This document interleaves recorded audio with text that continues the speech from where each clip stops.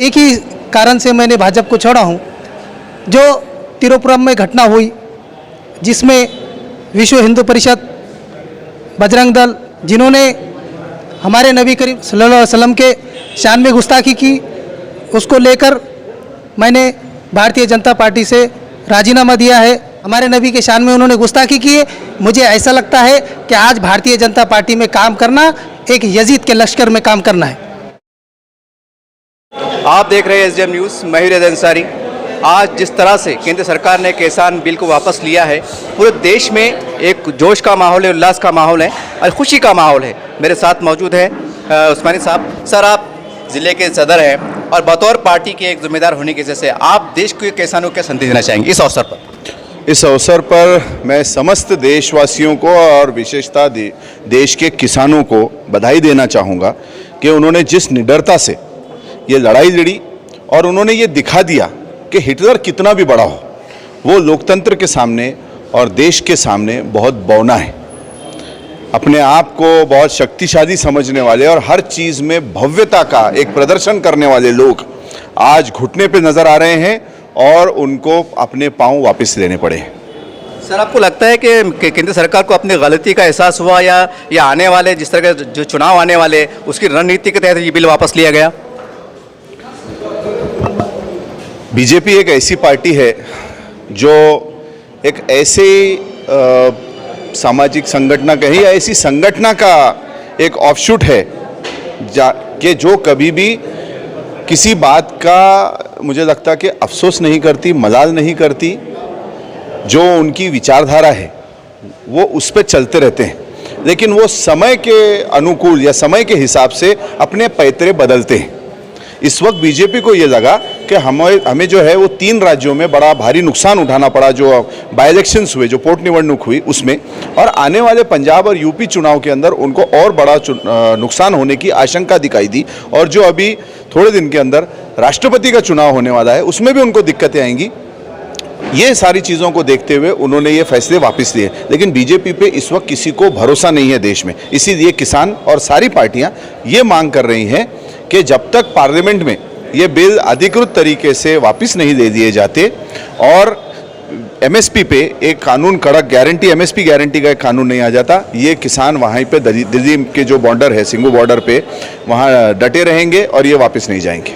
चलिए, मेरे साथ मौजूद है, आप देख रहे होंगे तो जो तस्वीर के अंदर नज़ीर फारूकी साहब, ये औरंगाबाद का बीजेपी का माइनॉरिटी का बहुत जाना पहचाना चेहरा था, लेकिन आज कांग्रेस में प्रवेश हुए हैं। आज पूरे देश में किसान अपनी जीत का जश्न मना रहा है और इसी खुशी के मौके पर इन्होंने प्रवेश किया है। चलिए, इनसे 2 बात करते हैं। सर, आपने ये पार्टी में प्रवेश किया है, कांग्रेस में बीजेपी छोड़ा है, ये बताइए बीजेपी छोड़ने का कारण क्या था, मुख्य कारण?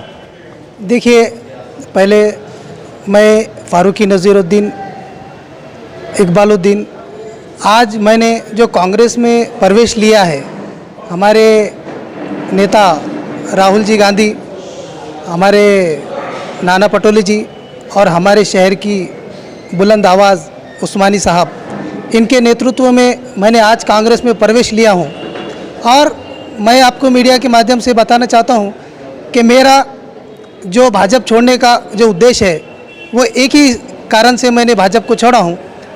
जो तिरुपुरम में घटना हुई जिसमें विश्व हिंदू परिषद, बजरंग दल, जो तमाम विरोधी तंजीमें जिन्होंने हमारे नबी करीम सल्लल्लाहु अलैहि वसल्लम के शान में गुस्ताखी की, उसको लेकर मैंने भारतीय जनता पार्टी से राजीनामा दिया है। कहीं ना कहीं मुझे लगता है कि इन तंजीमों को भारतीय जनता पार्टी जो है तो सपोर्ट करती है और इसी को मद्देनज़र रखते हुए मैंने भारतीय जनता पार्टी से राजीनामा लिया।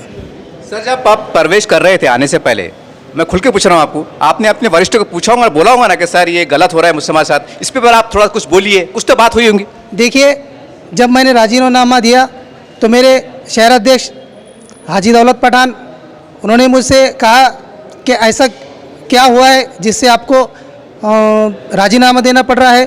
तो मैंने कहा कि मैं भले ही भारतीय जनता पार्टी एक राष्ट्रीय पार्टी है, मगर राष्ट्रीय पार्टी को ये भी मद्देनज़र रखना होगा कि हम देश के हित में काम कर रहे हैं और देश में सभी हिंदू मुस्लिम सिख ईसाई सभी एकता के साथ रहते हैं और किसी के धार्मिक गुरु पर टिप्पणी करना या उसका विरोध करना ये कहीं ठीक नहीं है।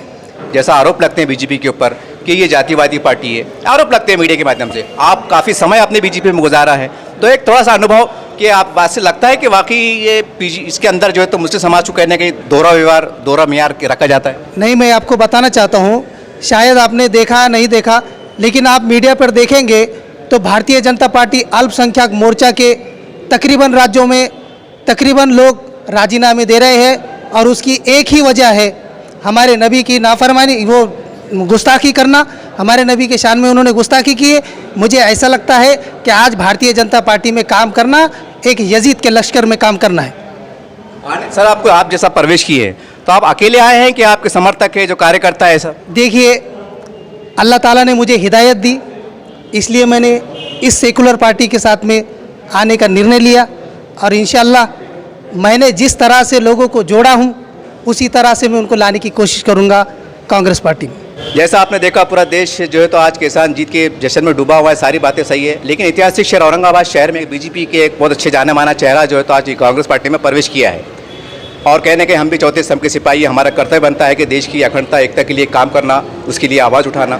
तो हम भी बीजेपी से कहना चाहते हैं केंद्र सरकार से, ठीक है आप अपनी राजनीति कीजिए, सारी बातें हैं, लेकिन किसी धर्म के ऊपर आप टीका ना करें, ये बहुत बड़ी बात है, बहुत गलत बात है। तो उम्मीद करते हैं कि बीजेपी इस विषय को हल्के में ना लेंगी, क्योंकि मुसलमान हर चीज़ बर्दाश्त कर सकता है, गुर्बत, फ़कीरी, हर चीज़, तंगदस्ती, मौत, हर चीज़, लेकिन याद रखिए एक कुरान, एक नमाज और एक हुजूर की शान, ये तीन बातें आपको सोचना पड़ेगा।